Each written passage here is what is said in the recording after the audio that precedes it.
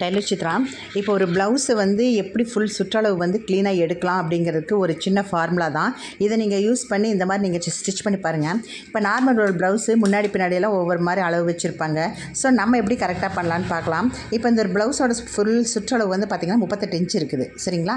இதை எப்படி நம்ம கால்குலேட் பண்ணலான்னு ஒரு சின்ன ஃபார்முலா தான். வாங்க பார்க்கலாம்.